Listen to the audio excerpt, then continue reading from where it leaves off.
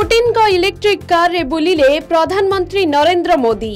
भारत एवं रूस मध्य बंधुत्वर संपर्क को बढ़ाइबा पई रूस राष्ट्रपति व्लादिमीर पुटिन सोमवार दिन प्रधानमंत्री नरेंद्र मोदी को तांको इलेक्ट्रिक कार रे बसाई बुलाइछंती।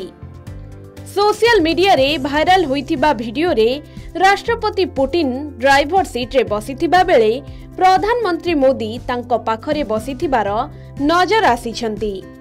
वीडियो रे उभय कार रे बसी कथा हुई प्रकृतिर दृश्य को उपभोग करुथिले। पुटिन निज इलेक्ट्रिक कार रे मोदी को बसाई सुंदर बगीचा को देखाउथिले। मोदी एवं पुटिन को ही वीडियो एबे जोरसोर रे भाइराल हेउछि। मोदी एवं पुटिन को सह अन्य माने मध्य एही इलेक्ट्रिक कार रे बसिथिले। भारतर प्रगति को नहीं मोदी को प्रशंसा करिथिले पुटिन। प्रधानमंत्री मोदी को सह अनेक समय धरी आलोचना करिथिले पुटिन। पुटिन और मोदी रास्ता रे चली चली जाउथिबार वीडियो मध्य भाइराल होइछि।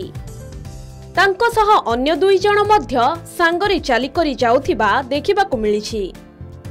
एही समय रे से मोदी को पुणी थरे प्रधानमंत्री होइथिबारु शुभेच्छा जणाइथिले।